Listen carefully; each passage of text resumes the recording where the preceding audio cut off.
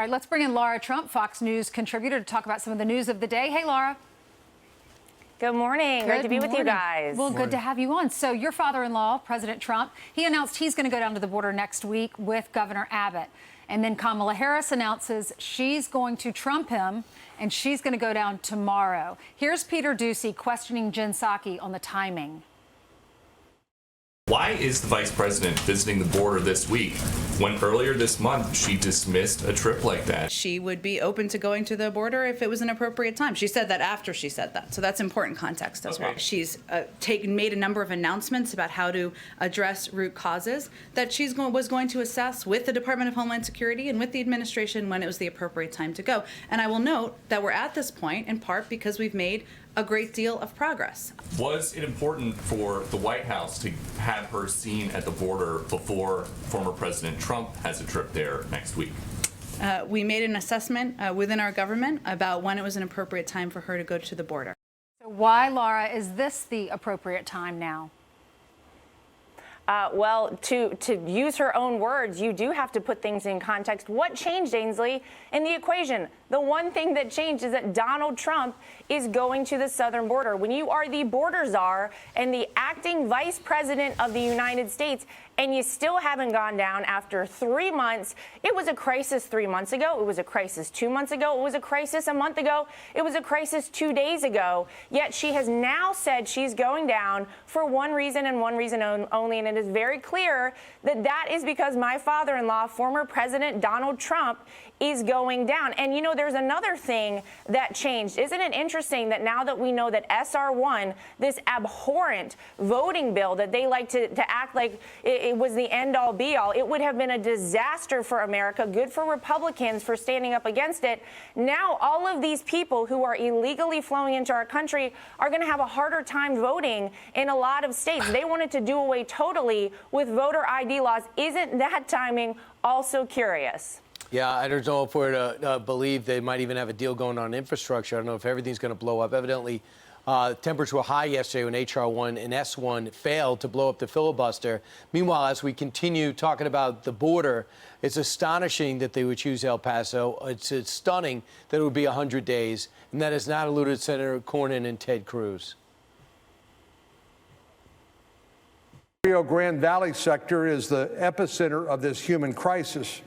Yet here she is, planning a trip in a way that reflects, again, she doesn't really fully comprehend the magnitude of the crisis and where it really exists on steroids, which is the Rio Grande Valley.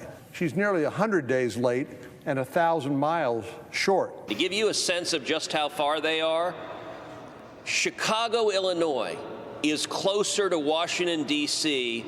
than El Paso is to McAllen. And so she's going where the height of the problem isn't. Kamala, you need to go to McAllen. Kamala, you need to go to the Donna tent facility, which is the tent city your administration has built that is massively over capacity, that has kids in cages. You need to look at the children in cages that you and Joe Biden put there in a way that is endangering their safety. Lara? Yeah, I mean, it's a totally meaningless trip, sadly. I'm glad that Donald Trump has finally forced her hand and she is going to the southern border. Right. I think that is really important. But this is like whenever my kids get in trouble and I say, please apologize and please say sorry. And they're like, sorry. It means nothing. They're doing it because I told them they have to do it. You know what I mean? This trip is simply because she knows if Donald Trump goes to the southern border, and as the borders are, she does not go, she is going to be in big trouble. So she's going to El Paso. Well, again, it's kind of a meaningless trip. That is not where the vast majority of migrants are flowing over the southern border. Gosh, you guys always have the video from right there from the Rio Grande where there are people just walking across, wading across the water. Why wouldn't you go there? Why wouldn't you go to where the problem is the greatest so you can actually address it? It is because she doesn't ever really want to address this problem. She's never wanted to own this. She's going because she's now been forced to go, very simply. Well, and their polling numbers have had the administration underwater on how they're handling our southern border. And so the thinking inside the White House was, as long as we don't pay attention to that, as long as we don't go down there, we don't draw attention to it. And so ultimately, you probably could be right. It could have been your father-in-law's trip next week that forced their hand. Meanwhile, they're also in a pickle at the White House because crime is skyrocketing all over the country. And it's interesting, Joe Biden yesterday, when he announced a crackdown on background checks and guns, he said he believed some cities cut funding for police in the last year, Laura, because of coronavirus budget cuts. But he didn't mention the fact that a lot of his fellow Democrats have been calling to defund the police. And that is what got us, in many cases, to where we are.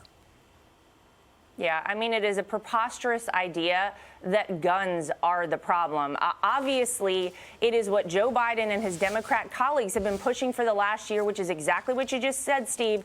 Defund the police. You really think that having fewer police, fewer cops on the street is going to have crime go down? Obviously, crime is going to skyrocket, and that is exactly what we have seen happen. That speech, that press conference yesterday was just another, bumbling, mumbling embarrassment for America. I mean, Joe Biden does not look like he can handle doing these things. It's really sort of sad to see, but our Second Amendment rights, it says in the United States Constitution, shall not be infringed. Yet that is exactly what Joe Biden is trying to do. Our forefathers, our founding fathers, put the Second Amendment in there so that we as the people could fight back against a tyrannical government, so that we could protect ourselves. They are trying to do away with that. They know full well that it is not the legal gun owners, the tens of millions of us out here in America that are committing these crimes. These crimes are committed with illegal guns. And if we had more police on the street, if they hadn't demoralized every cop in America, if they hadn't called for defunding the police, we probably would not see the crime skyrocketing like we do right now under Joe Biden. How do you explain that his approval rating, according to Fox's poll, is at 54%? I mean, I truly don't believe that. I don't think that is a legitimate number. I also think, look, he gets totally coddled, guys, by the mainstream media. Every time you see him truly asked a question by so many of these outlets, they're these softball questions about ice cream. And it really, they don't push him on anything. They don't follow up with him in the way we know they would with Donald Trump. And he just gets glowing reviews all around from the mainstream media. So very clearly, people who tune into those outlets are not getting the full picture on Joe Biden. But I cannot believe that anybody would have his approval rating anywhere over about -5% at this point. I'm not sure that Fox News stands by the poll. Yeah. What did you think of Joe Biden last night saying that, or yesterday afternoon, that he wants to limit the type of weapons that you and Eric can own? I know your family, they're big hunters. They probably have a lot of guns. What was your opinion about that? Well, I just think it's outrageous. Again, I will go back to what I just said. It is not legal gun owners who are out on the streets committing crimes. These crimes are committed with illegal guns.